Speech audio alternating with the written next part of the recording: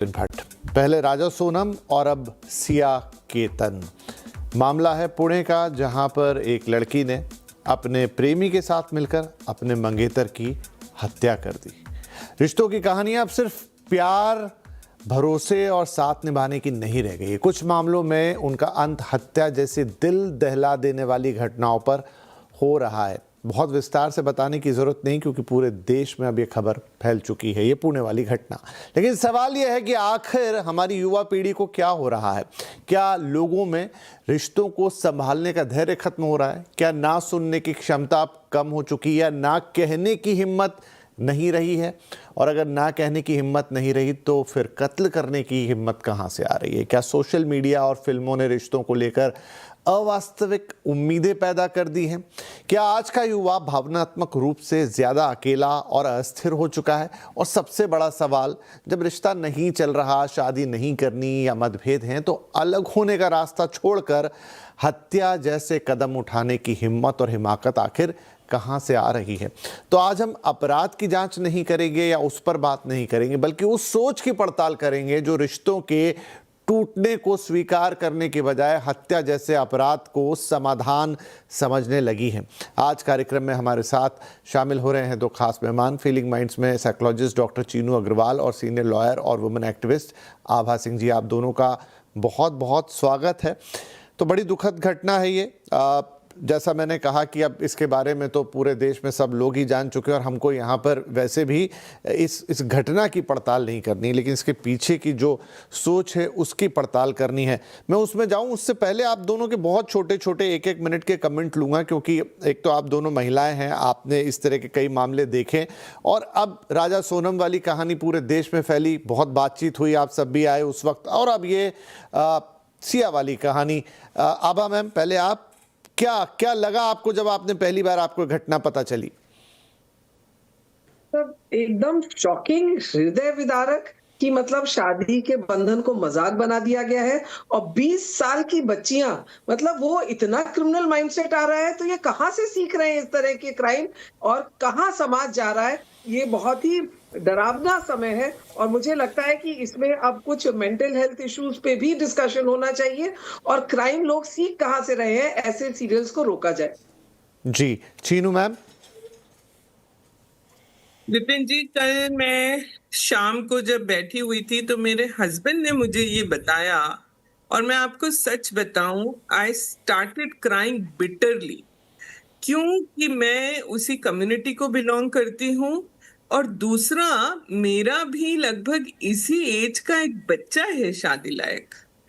ये इतना ज्यादा स्केरी है, इतना ज्यादा दुखद है, और उस बच्चे के माँ बाप के चेहरे, उनके ऊपर क्या बीत रही होगी, ये सोच कर ही मैं इतना विभल हो गई कि मैं ये समझ ही नहीं पा रही हूँ कि उनको, अगर मैं वहां रहूं एज अ साइकोलॉजिस्ट, मुझसे अगर ये अपेक्षा हो कि मैं उनको सांत्वना दूं, मैं उनको कोई कंडोलेंस दूं, तो मैं क्या कहूंगी? मेरे पास क्या शब्द हैं? इतना बड़ा ग्रीफ, अपने खुद के बच्चे को इस तरह से खोना, मैं मतलब मेरे पास शब्द ही नहीं है, मैं स्पीचलेस हूँ बिल्कुल ही। जी, मैं बिल्कुल समझ सकता हूँ, लेकिन ठीक है, ये पहला रिएक्शन शायद पूरे देश में लाखों करोड़ों लोगों का होगा, जो आपका है बिल्कुल स्तब्ध कर देने वाली बात है। और जैसा मैंने कहा कि एक घटना काफ़ी दिनों तक चर्चा में रही, और लगभग उसी लाइन की ये दूसरी घटना, बस उससे एक स्टेप पीछे की कि अभी शादी यहाँ नहीं हुई, तब तो और मौका बनता था। तो चलिए, मैं चीनू मैम पहले इसमें थोड़ा साइकोलॉजी और फिर उसके आगे उसमें बढ़ते हैं कि ना भी तो कहा जा सकता है, मना भी तो किया जा सकता है। अभी पिछले 20 साल में तो भारत में हम देख रहे हैं कि शादियां ऐसी हो चुकी हैं जहां पर पहले तो घर वालों की बड़ी वो रहती थी कि नहीं यहाँ करो यहाँ करो, अब तो जात पात के बंधन खत्म हो रहे हैं, धर्म तक के बंधन खत्म हो रहे हैं, बच्चे बता देते हैं, माता पिता कर देते हैं। ऐसे में ऐसी घटना होना जहां पर आप इतना नहीं कह पा रहे हो कि भाई मुझे इस व्यक्ति से शादी नहीं करनी, और ठीक है ना कह पा रहे हो, आप उसकी हत्या कर दे रहे हो। सबसे पहले मैं एक बात कहना चाहूंगी, इस कार्यक्रम में बहुत सारी चीजें मैं बताऊंगी, बहुत सारी चीजों के बारे में मैं बोलूंगी, पर ये उस व्यक्ति विशेष के लिए नहीं होगी जिससे मैं कभी मिली ही नहीं, क्योंकि मनोवैज्ञानिक के लिए बड़ा अनएथिकल होता है जिससे आप मिले नहीं, उसके मन के ऊपर या मानसिक स्थिति के ऊपर टिप्पणी करना। पर एक जनरल डिस्कशन जो हम यहाँ पर करना चाह रहे हैं, उसके तहत जो आप प्रश्न पूछ रहे हैं, उसमें ये बिल्कुल नेचुरल सी बात है जो हम लोगों के मन में आ रही है कि एक एक्सेप्टेबल एग्जिट का भी यहाँ पर ऑप्शन था, जहां पर वो एग्जिट हो सकता है जो सबके लिए एक्सेप्टेबल हो या ना भी हो, उसमें डिस्कम्फर्ट हो सकता है फैमिली वाले कोई कुछ कहें, या हो सकता है सोशली जो इमेज है उसके बारे में कोई कॉन्शियसनेस हो, पर वो एक डिस्कम्फर्ट और किसी की एक्चुअल जान चली जाना, इसमें कितना बड़ा गैप है।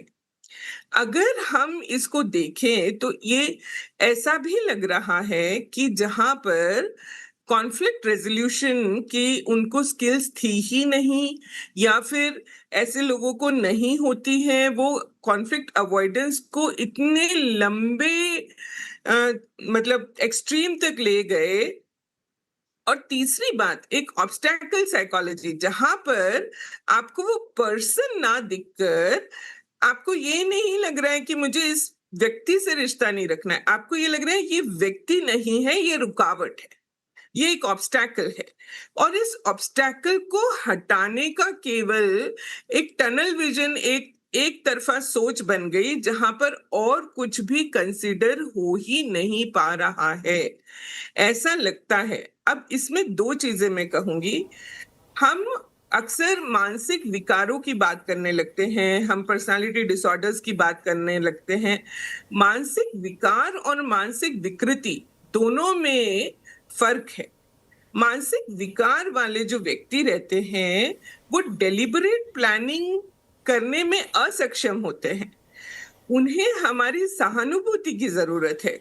पर मानसिक विकृति या ये जो सोच है, इसमें आप देखिए कि डेलिबरेट प्लानिंग शामिल होती है, जहां पर मैनिपुलेशन है, जहां पर प्रिटेंशन है, जहां पर इतना सारा पहले से प्री प्लानिंग है, और उसके बाद सबसे बड़ी बात, रिमोर्स नहीं है, गिल्ट नहीं है, ये ग्लानि नहीं है, ये अपराध बोध नहीं है कि कुछ गलत हुआ है।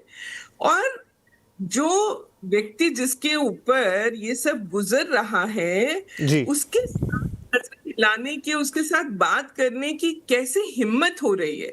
आप ये देखिए, सारा जो आप देख रहे हैं ये मानसिक विकार या मेंटल हेल्थ इश्यू के तहत नहीं आता, ये मानसिक सोच के तहत आता तो है। वही सवाल है मैम कि ये सोच आखिर कहाँ से आ रही है। आभा मैम, मैं स्टेटमेंट पढ़ रहा था जो पुलिस को दिया उस बॉयफ्रेंड ने गिरफ्तारी के बाद, तो पूछा गया कि भाई ऐसा था तो आप शादी कर लेते, आप भाग जाते, कोई और 10 रास्ते थे, लेकिन आपने हत्या का रास्ता चुना। एक बार आपका अटेम्प्ट फेल हो गया, आपने बाकायदा दूसरी बार ट्राई किया, ये क्यों? तो वो जवाब ऐसे दे रहा है कि नहीं, वो लड़की जो है वो नहीं करना चाहती थी, बदनामी का डर था। तो अब बड़े अजीब से ये मेरे को या तो लगा कि इनमें कुछ या तो गलतियां हैं, हम तक सही चीजें नहीं पहुंच रही, लेकिन ये तो इलॉजिकल है कि आपको समाज में इसलिए बदनामी लग रही है कि आप दूसरी शादी कर लेंगे, भाग के कर लेंगे, लेकिन आप हत्या को अंजाम दे देंगे, उसमें आपको कोई डर नहीं लग रहा या कोई सोच भी नहीं आ रही। ये क्या चीज है?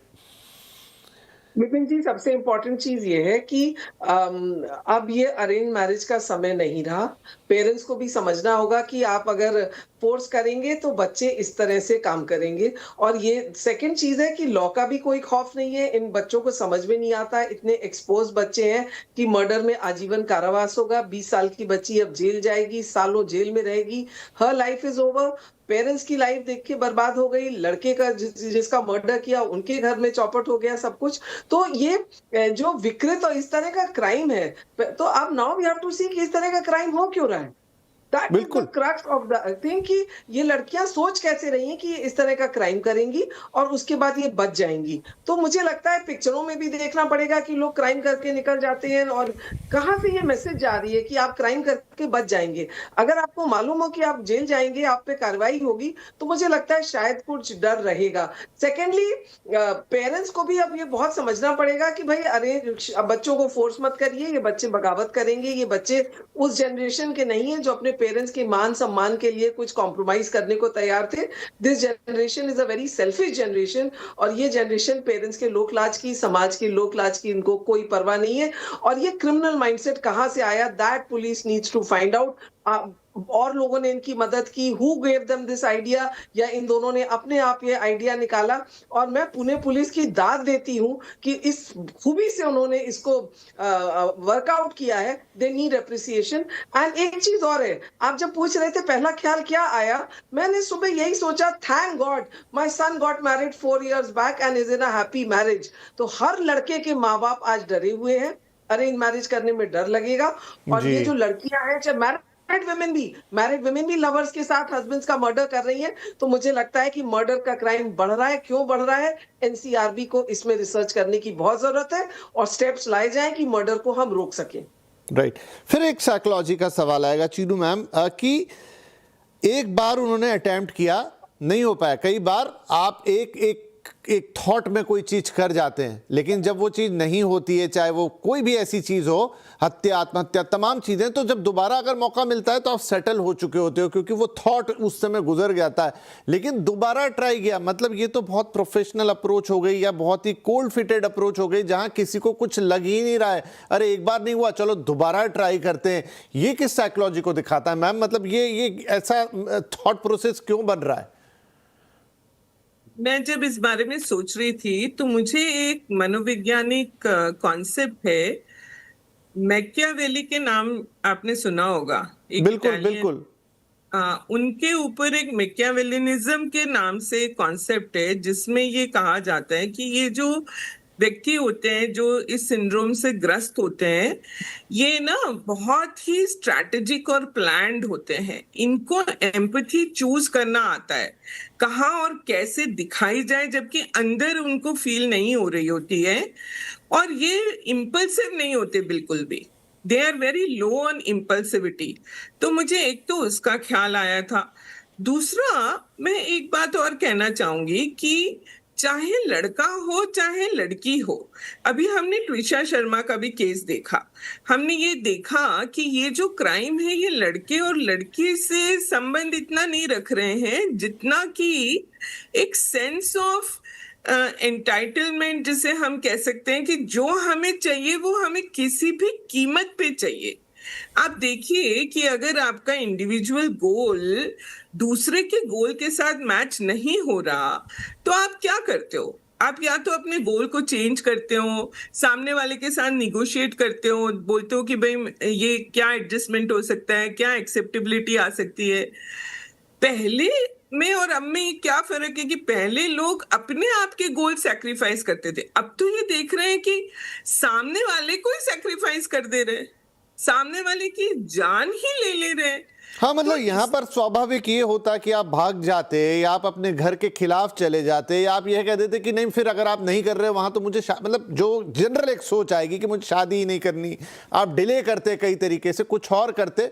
लेकिन आपने बाकायदा प्लान बना के, और मुझे लगता है जो बच्चे इतना प्लान बना सकते हैं, क्या उनको एक सेकंड थॉट नहीं आएगा कि अगर ये पकड़ा गया, जो कि पकड़ा ही जाना है, इतना आजकल सब देखते हैं सोशल मीडिया, सीरियल्स और तमाम तरह की चीजें हैं, वहां जो रियल लाइफ स्टोरीज आती हैं, कुछ नहीं छुपता, तो वो क्या थॉट उनको कभी बॉदर ही नहीं करता कि पकड़े जाएंगे तो क्या होगा? मुझे लगता है ये इमोशनल हाईजैक की स्थिति है जहां पर उनको वो थॉट, वो रैशनल थिंकिंग आ ही नहीं पा रही है। उनका प्रीफ्रंटल कॉर्टेक्स शायद काम ही नहीं कर रहा है उस तरह से, वो एक तरफा स्थिति बन रही है। और जैसे मैम ने अभी कहा कि उनको अपने बिहेवियर के कॉन्सिक्वेंसेस के लीनियर रिश्ते को समझ ही नहीं वो पा रहे हैं। उनको लग रहा है कि मैं बिहेवियर तो ए करूंगा पर उसका कॉन्सिक्वेंसेस सी होगा।